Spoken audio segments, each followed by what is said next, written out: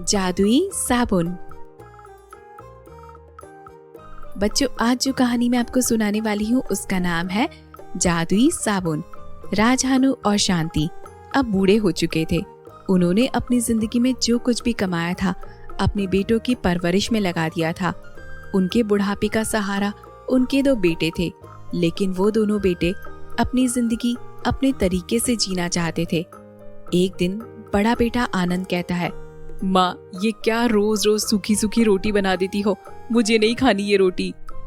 तभी छोटा बेटा श्याम कहता है, हाँ माँ, ये सूखी रोटी मेरे गले में फंस जाती है, मुझे नहीं खानी ये रोटी। तभी उनका पिताजी वहाँ आता है और उनसे कहता है, बेटे, अब मेरे शरीर में इतनी ताकत नहीं रह गई है, मुझसे काम नहीं होता है। मैंने अपनी जिंदगी में जो कुछ भी कमाया है वो तुम दोनों की परवरिश में लगा दिया है। तभी उनकी माँ वहाँ पर आती है और उन दोनों को चिल्लाते हुए कहती है, दो जवान बेटे घर में बैठे हैं, लेकिन फिर भी बाप को काम पर जाना पड़ रहा है। कुछ शर्म आती है तुम दोनों को या नहीं आती? माँ देखो, अब ये खेती बाड़ी तो हमसे होने से रही। हम यहाँ से शहर चले जाएंगे और वहाँ पर जाकर कुछ नौकरी कर लेंगे। हाँ माँ, वैसे भी आप दोनों के पास हमें देने के लिए बचा ही क्या है। बेटे, तुम दोनों अगर यहाँ से चले जाओगे तो तुम्हारी माँ और मेरा ध्यान कौन रखेगा? हम दोनों को कौन संभालेगा? देखिए पिताजी, वो सब आप दोनों जानिए, हमें कुछ नहीं पता। अगले दिन आनंद और श्याम घर से बचा हुआ सारा पैसा लेकर शहर चले जाते हैं। राजहानु और शांति घर में अकेले रह जाते हैं। उनके पास सिर्फ एक वक्त के खाने का सामान होता है।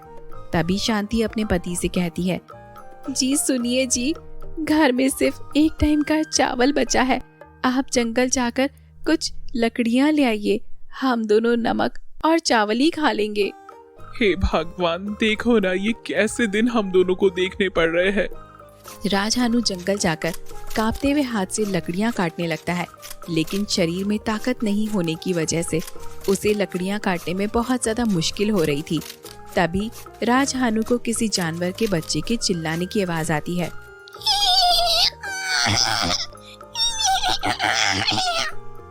अरे, ये किसी जानवर के बच्चे की आवाज लगती है। ऐसा मालूम होता है वो किसी तकलीफ में है, मुझे उनकी मदद करनी चाहिए। राजहानु इधर उधर घूमते हुए आवाज के पीछे चलने लगता है। तभी उसे थोड़ी दूर पर एक लोमड़ी का बच्चा एक गड्ढे में गिरा हुआ मिलता है।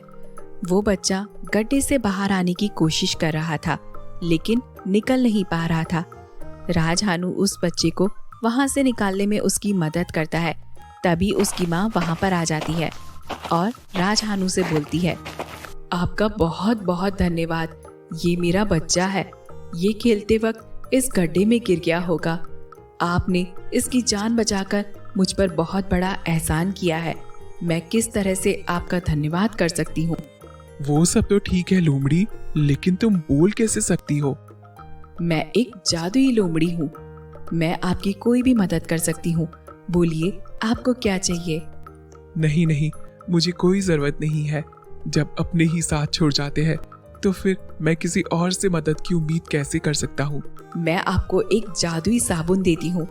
ये जादुई साबुन शायद आपकी कुछ मदद कर सके। इतना बोलकर लोमड़ी वो साबुन उसके हाथ में रखकर वहाँ से चली जाती है। राजहानु वो साबुन लेकर अपने घर की तरफ चला जाता है और जब वो घर जाता है तो उसकी पत्नी उससे कहती है, अरे ये क्या किया आपने? अपने कपड़ों को इतनी सारी मिट्टी लगा दी जी। एक लोमड़ी का बच्चा गड्ढे में गिर गया था, बस उसे निकालते वक्त ही मेरे सारे कपड़े गंदे हो गए होंगे जी। जी हमारे पास तो खाने के लिए भी कुछ भी नहीं है, मैं आपके कपड़े कैसे धोऊंगी? अरे ये लो भगवान, ये एक साबुन है जो मुझे उस लोमड़ी के बच्चे की माँ ने दिया था। इससे तुम मेरे कपड़े धो सकती हो। ये साबुन तो बहुत ज्यादा बड़ा है, इसके मैं 4 टुकड़े कर देती हूँ जी। बाद में हम इसे और ज्यादा काम में ले आएंगे। शांति उस साबुन के 4 टुकड़े कर देती है और एक टुकड़े से वो अपने कपड़े धोने लगती है।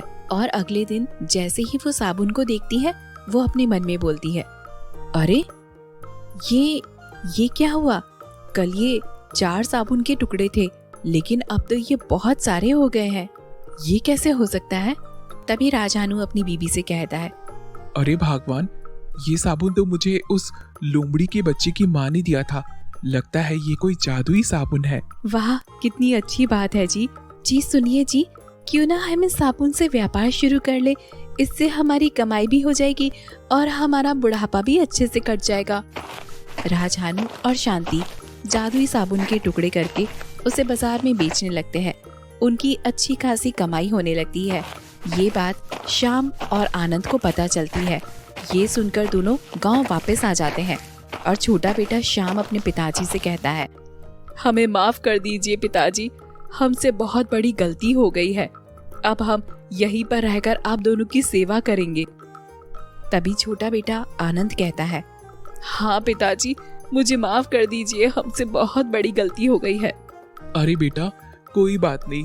अब ये सब मेरा जो कुछ भी है वो तुम लोगों का ही है। आनंद और श्याम को जादुई साबुन के बारे में पता चल जाता है। उन दोनों के मन में लालच आ जाता है और तभी छोटा भाई श्याम कहता है, भैया क्यों ना हम ये जादुई साबुन चुराकर यहाँ से शहर भाग जाए और फिर हम इसके टुकड़े कर कर और इसे अच्छे दामों पर बेचेंगे और जो भी मुनाफा होगा उससे हम बहुत ज्यादा ऐश करेंगे।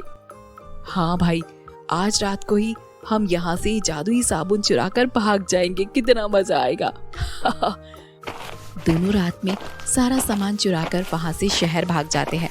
सुबह जब राजहानु और शांति उठते हैं तो सारा सामान समेत श्याम और आनंद को गायब देखते हैं। उन्हें अपनी हालत पर बहुत ज्यादा रोना आता है। इधर आनंद और श्याम शहर पहुँचते हैं तो उनका साबुन और सारा सामान गायब हो जाता है। तभी छोटा बेटा श्याम कहता है, अरे हमने जादुई साबुन चोरी किया था, लगता है इसलिए हमारा सारा सामान भी चोरी हो गया है। हाँ भाई, तुम सही कह रहे हो, हमें ऐसा नहीं करना चाहिए था।